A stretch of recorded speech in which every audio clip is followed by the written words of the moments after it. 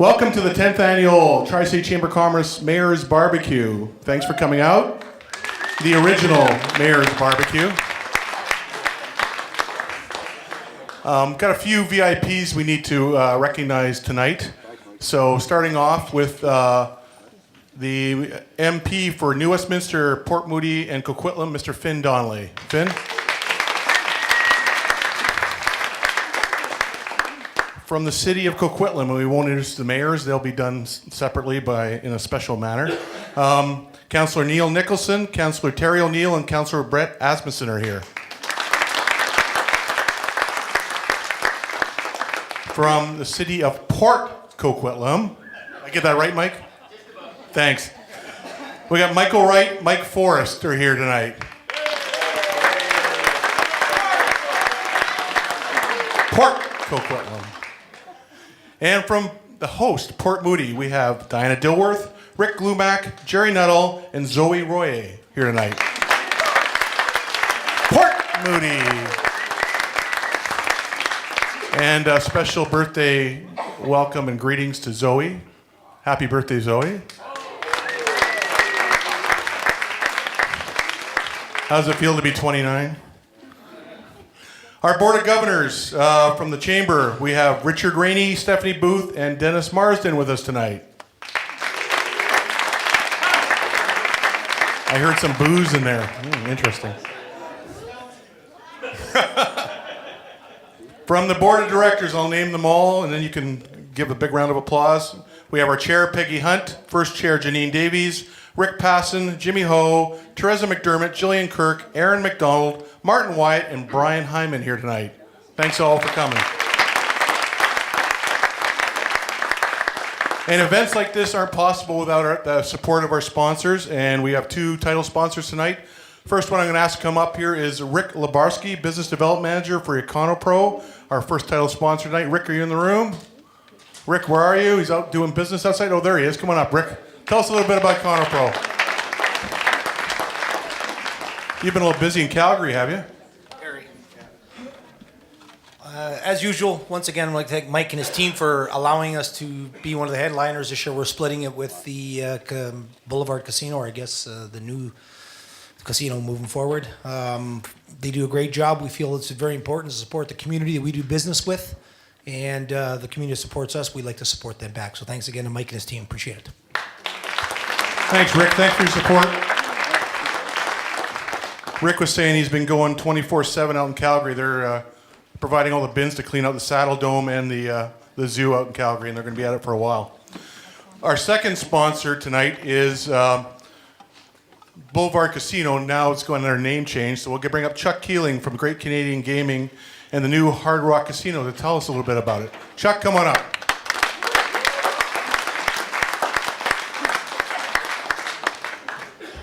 Thanks, Mike. I'm not going to tell you a whole lot about it because it's been in the media quite a bit today, and I am on a pretty tight time schedule, I understand. I do want to issue a few thank yous. First of all, to Rick for allowing us to be the co-title sponsor. This was in the making for months. We've done a lot of due diligence, a lot of research on this brand. A lot of forethought has gone into it. But when we chose the launch date, I'm not embellishing when I say July 3rd was a pretty important milestone for us because of the Coquitlam Classic today, as well as the Mayor's BBQ. We've been a member of your community in the Tri-Cities for over 10 years now, and we thought that this would be a great day to launch, not just in terms of the marketplace, but for this Tri-Cities area. So with that, we reached out to Jordan and to Mike to ask if we could partner with Rick and EconoPro, and he didn't have to say yes, but he did. So we very much appreciate that because it was a very fitting opportunity for us to come and tell you personally about the new Hard Rock Casino Vancouver. Nothing else is changing other than a top-to-bottom remodeling of the facility, a market repositioning, and truly a culture change at that facility. We have great staff, all 600 of them, but we've got Jimmy, who you all know very well. We've got Dennis as well, who you also know. There are some very significant cultural changes and a transformation that will happen there between the launch date of today and the grand opening in December. So again, we very much thank you for being a part of your community, and we're looking forward to another 10 to 20 years. Thanks, Mike. Hey, don't run away, don't run away. Come here. So in December, will there be a big grand opening event? I think the grand opening is going to be December 30th and maybe one December 31st as well. Yeah, I think there's stay tuned. Thanks, Chuck. Thanks for your support. Appreciate it. That's exciting news for the Tri-Cities. It's really going to make a change in the environment and really spice some things up. A few other sponsors who have helped us out tonight: the Tri-City Now newspaper, Catherine Ackerman and the group. Mr. Mike's provided the burgers out there, which was great. Christine's Catering provided the salads and the lemonade and all that. That was fantastic. Kobe Enterprises provided the beer, and Andrew Peller provided the wine. Thank you very much for providing all that. And Butter Studios provided the photography. So thanks to everybody for supporting us tonight. So I'm going to introduce, I'm not emceeing tonight. We brought in somebody, thanks Dennis. Now you know why you got booed. We brought in somebody, we spared no expense to bring this gentleman in. And he gave me a long bio to read, so I'm going to read about a quarter of it. He's the president of his own communications company. He worked on a wide range of clients, from politicians and to combat sports companies and not-for-profit organizations such as Share. And he was one of the co-founders of the Pink Shirt Anti-Bullying Day. Recently, he headed up social media for Premier Christy Clark's leadership and election campaigns. Created CanuckRiot2011.com to ID the criminals in the aftermath of the Stanley Cup riots, which we're still going to trial on. He developed the grassroots campaign with the family of victim child killer Alan Shelbourne to pass Bill C-54 through the House of Commons, which was a great achievement. Yep. Queen's Diamond Jubilee Medal in 2013 Community Spirit Award from the Tri-City Chamber of Commerce. Did we really give you that? Oh, wow. Good. Well earned. He's appeared on hundreds of media articles. He's been on CNN, USA Today, BBC, in the Vancouver Sun, CBC, CTV, blah, blah, blah, blah, blah. And he hosts the CKNW every Saturday, a 30-minute, totally awesome media show. Please, a warm welcome for Dave Teixeira.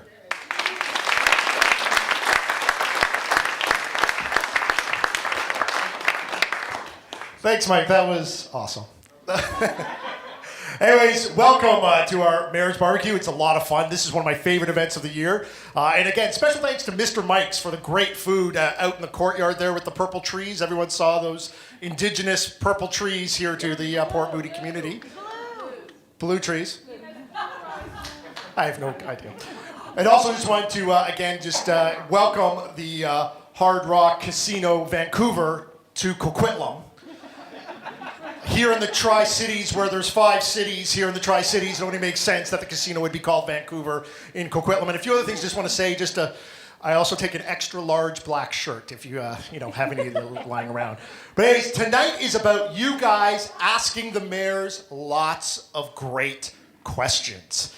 You know, the burgers are on the grill. Now it's time for these mayors to be on the grill. And of course, we're going to be friendly to them because we love our mayors. They're the best 3 mayors we've had in these cities all year. I'm not just saying that. But let's get them up on the stage right now in no particular order. From the city of Port Moody, Mike Clay. From Port Coquitlam, Mayor Greg Moore. And from the home of the Hard Rock Casino Vancouver, the Mayor of Coquitlam, Richard Stewart. All right, and what we did is typically... I take a medium shirt. Go ahead. Typically what happens here is, you saw that, that first bio that Mike read of whoever that guy was, just rambles on and on and on. So similarly, that often happens. The mayors will supply their bios, which, is kind of a war and peace-like endeavor. So what we've done instead is I asked each of the mayors if they could write a bio for one of the other mayors. So what we have here is Mike Clay wrote this very nice bio for Mayor Greg Moore, and it goes like this. Greg Moore is a Port Coquitlam native, having graduated from Terry Fox Secondary before going on to post-secondary education at Douglas College, Simon Fraser, and Royal Roads University. Apparently, none of those institutions considers spelling to be a prerequisite. As anyone who subscribes to Greg's Twitter or Facebook updates can attest. First elected to City Council in 2002 and subsequently elected as mayor in 2008, he has shown a dedication to his community. And in particular, Greg is passionate about social issues such as homelessness, youth bullying, the environment, and accommodating growth responsibly in the city and the region. Greg was elected chair of the Metro Vancouver Board in 2011 by local mayors and councillors who recognize his ability to move issues forward in an efficient, fair, and unbiased manner. No, he was the only candidate. He was the only candidate, too. That's the acclamation went well for Mr. Moore. Since becoming chair of the board, Greg has brought many progressive changes to Metro Vancouver, benefiting not only Port Coquitlam, but the entire region. As mayor, Greg brings an elevated knowledge of technology to the city of Poco, having recently opened an account on the Twitter and activating a CompuServe account. He is currently assembling a mayor's task force on social media engagement to move the city online with Friendster and MySpace. Says Greg, quote, I am quite tuned into the digital future and I see these services as the obvious choice for electronic engagement, far more so than the here today, gone tomorrow services like Facebook. Greg can be reached online at bam_gdog at CompuServe.com. In the Tri-Cities, Greg is particularly proud to be working with two mentors that he has tremendous respect for, Mayors Clay and Stewart, and regularly attributes his good decisions to the advice they provide. Recently, Mayor Stewart, when asked for his feelings regarding Greg's performance, was quoted as saying, quote, I think Greg Moore is doing a tremendous job as MP and he serves our riding very well. It is indeed a pleasure to have our local MP serving as minister at the federal level, end of quote. On being informed that the MP for Port Moody, Westwood, Port Coquitlam was James Moore, Mayor Stewart commented, quote, well, I'm sure James' brother Greg is also a stand-up kind of guy. But I don't really see what that question has to do with Mayor Travelay in Port Coquitlam. While it's never prudent to release your election platform too far in advance of a campaign, Greg has made it clear that he will be seeking re-election in 2014 and running on a platform that includes returning to weekly garbage collection, eliminating those annoying bike lanes, and continuing his crusade to have the Coast Meridian overpass dismantled, ensuring that Port Coquitlam residents have the opportunity to spend more time in their vehicles enjoying the city. In all seriousness, Greg is a compassionate and kind mayor who works hard for his community. He has a wonderful wife, Erin, and a remarkable daughter, Madison, both who contribute so much, and he is a pleasure to work with and to call friend. That's from Mayor Mike Clay to Greg Moore.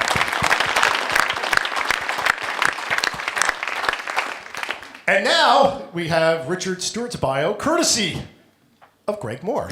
Now, Let me just say before he reads Richard's, it was supposed to be 15 seconds. Just saying, because mine's short. And I could have said some really good stuff about Mike Clay. But you didn't. But here we go. Here's from Greg. This is Richard Stewart's bio, courtesy of Greg Moore. Richard was first elected to public office as an MLA in 2001, then as Coquitlam City Councillor in 2005, and mayor since 2008. The same year that Mayor Moore became mayor. Since that day, Richard's been looking up to Greg. However, something Richard is a tourist in his city as he wears a camera around his neck all the time and is always posting pictures on Facebook. Richard is the ultimate community mayor. You can find him at every special event, 6-year-old birthday parties, and playing the piano at senior centers. Richard and the Coquitlam City Council are building a new modern city, and in their opinion it is above all. Above all, that's the new slogan for the city of Coquitlam. Not really sure what that tagline means. I mean, their mountains are above all. Their taxes are above all. They certainly look down on everyone else. Hopefully they will clarify. Dave, do not read that last sentence. Ladies and gentlemen, Mayor Richard Stewart.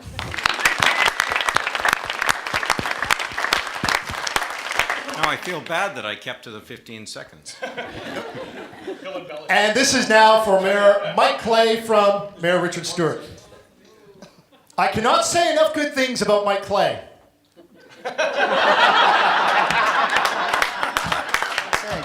There's a second page. There's a page 2. Oh, sorry. Mike is a breath of fresh air. He's thought-provoking, not afraid of saying what he thinks. He participates fully and enthusiastically in a community in which he's lived his whole life. He lives in his grandfather's house, just down the street from the house he was born in. Mike comes from a family of educators, a family that have been members of the Port Moody community since 1935.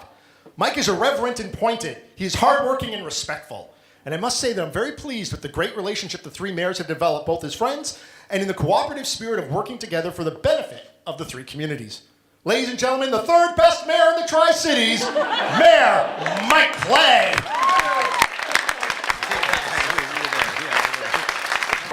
So, just to kind of bring you through what we're going to be doing for the next hour or so, or 45 minutes or so. I don't even know what just happened there. I like how I was the one who was told before, Dave, no fooling around, I got to keep it straight, and the mayors are the ones. Anyways, so what we're going to do, we need questions from you guys for the mayors, but the other thing that's going on right now, you're being handed a bingo card. You are not to show the bingo card to these three gentlemen. The bingo card will contain words that most likely these mayors will say. As they say the words, strike it off your bingo card. Any questions? All right, we got Dennis Marsden looking for a microphone, Mike. I got Mark Petty right here. Or Mark Petty looking for a microphone. There you go. I got to get on before Dennis Marsden. I'd just like to talk a little bit about economic development, and I know there's been initiatives. Mike had his initiative with the 10%, buy local, and I know some of the other cities have talked about it.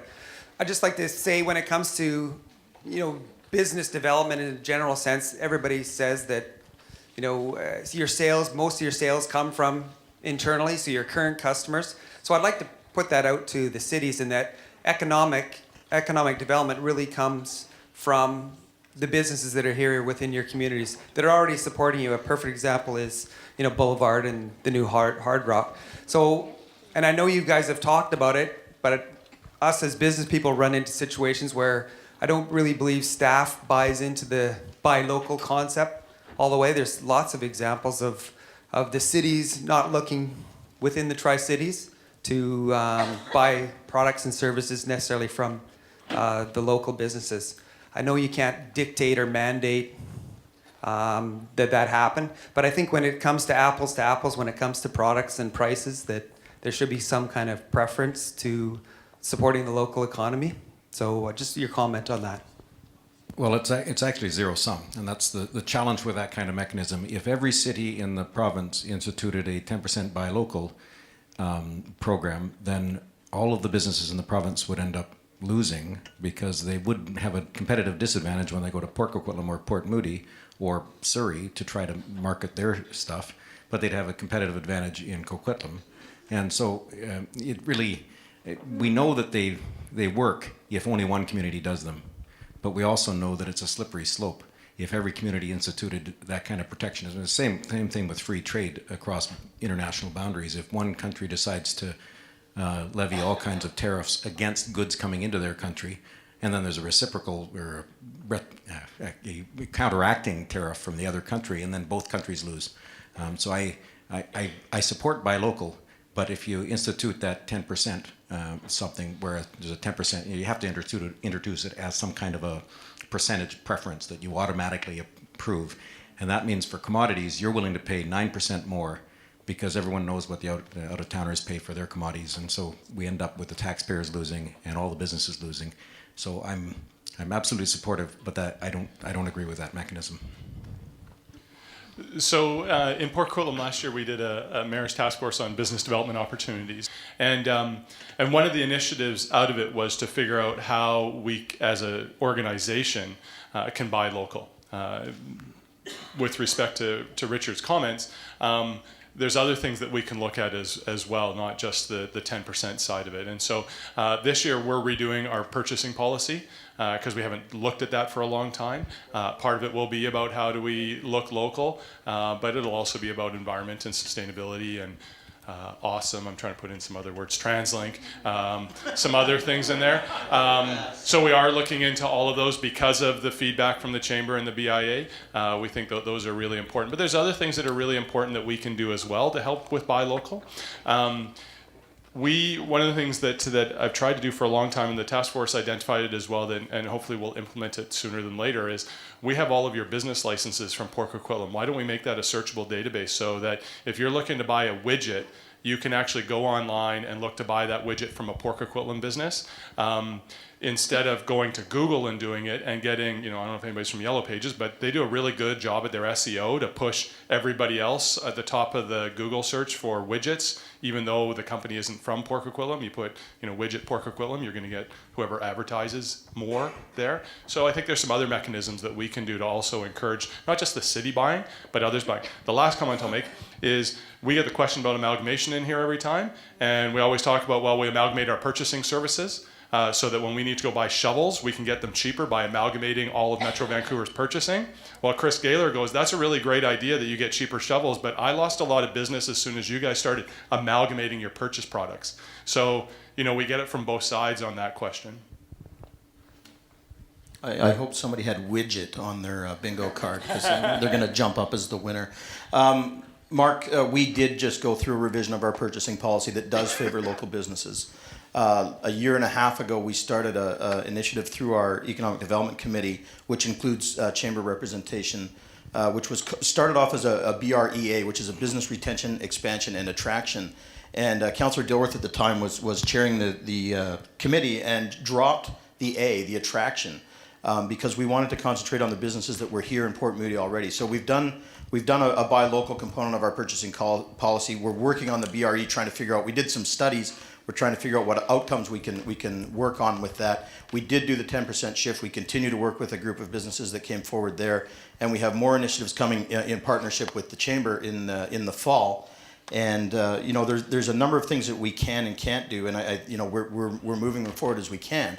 But the other thing that we're doing is trying to make sure we have a favorable climate for those businesses. So right now we're doing a Murray-Clark corridor visioning exercise where we're trying to help the businesses that are on Murray Street that are not flourishing in the current land use and such that they have. So we're having conversations with them, with the community as part of the OCP, and making sure that we're identifying land use that identifies what the businesses in Port Moody are looking for. So we're doing multi-pronged approaches in addition to the items that Greg mentioned as well.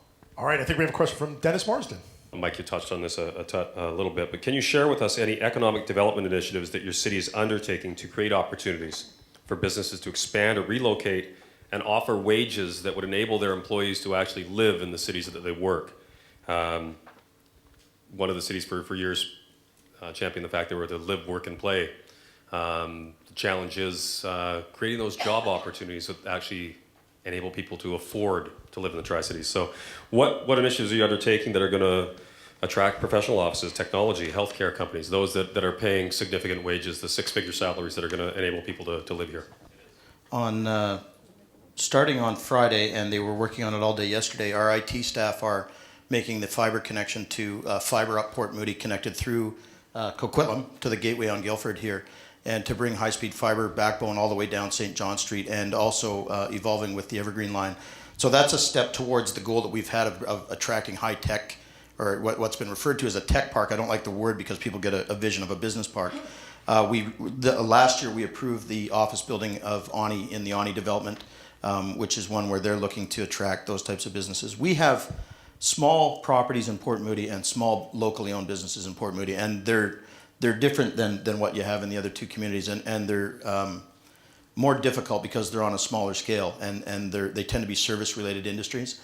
And we have lost a substantial amount of very high-paying industrial jobs with the downgrading of the two refineries down to just transload facilities, and there's substantially fewer jobs in those facilities. So we are trying to attract those other types of businesses through our land use, through our infrastructure.